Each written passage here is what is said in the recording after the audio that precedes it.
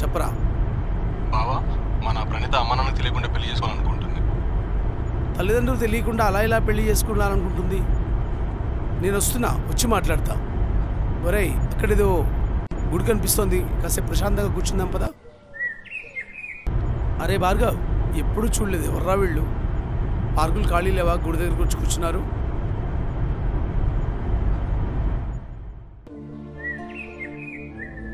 మీ వాళ్ళ ప్రేమ కంటే ఏది విలువైంది కాదు. ఎందుకు వాళ్ళని బాధ పెడుతున్నావు? వాళ్ళు చెప్పేది నీ గురించే కదా. నన్ను మర్చిపో గీత.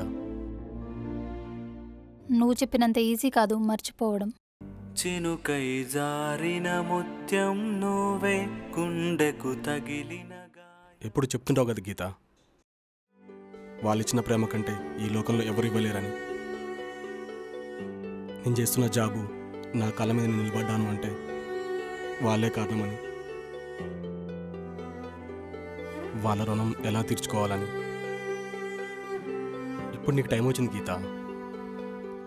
అయినా వాళ్ళు చెప్పేది నీ గురించే కదా. నువ్వు హ్యాపీగా ఉంటావని కదా.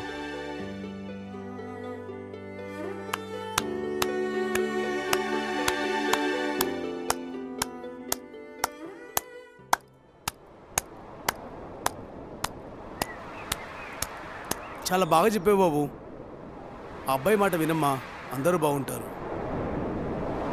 ఎందుకు సార్ అలా అనుకుంటున్నారు? మా వైపు నుంచి ఆలోచించారా? ఒక చిన్న కథ చెప్తా, వింటావా అమ్మా? చెప్పండి సార్. ఒక కళ్ళు లేని అమ్మాయి చిన్నప్పటి నుంచి ఆశ్రమంలోనే పెరిగింది. ఆ ఆశ్రమం వాళ్లే మంచి చెడు అంతా చూసుకున్నారు, బాగా చదివించారు. తనకు మంచి ఉద్యోగం వచ్చింది. తన కాళ్ల మీద తను నిలబడగలిగింది. లోకాన్ని చూడలేని ఆ అమ్మాయికి వెలుగు చూపించే అబ్బాయినిచ్చి పెళ్లి చేద్దామని ఆశ్రమం వాళ్ళు నిర్ణయించుకున్నారు. కానీ ఆ అమ్మాయి వాళ్ళ నిర్ణయాన్ని ఒప్పుకోలేదు.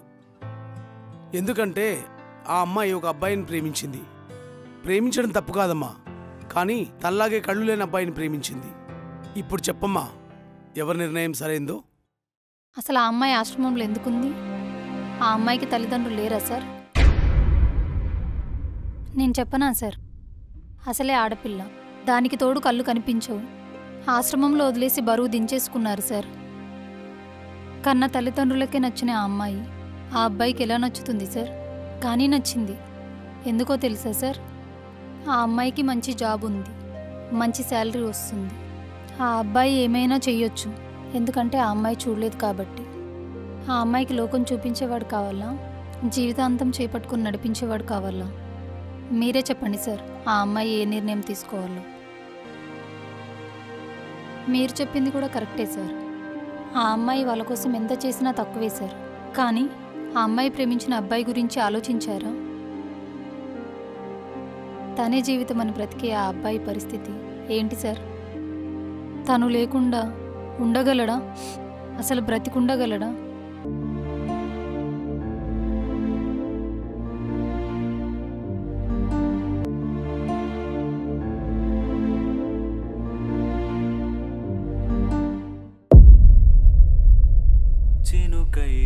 వరుణ్, వరుణ్, వరుణ్, వరుణ్, సరిగమ పద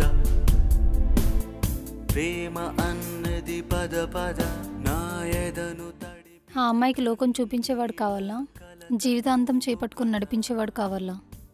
మీరే చెప్పండి సార్, ఆ అమ్మాయి ఏ నిర్ణయం తీసుకోవాలో.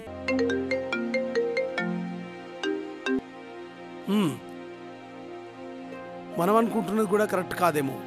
ఒకసారి వాళ్ళ వైపు నుంచి కూడా ఆలోచిద్దాం.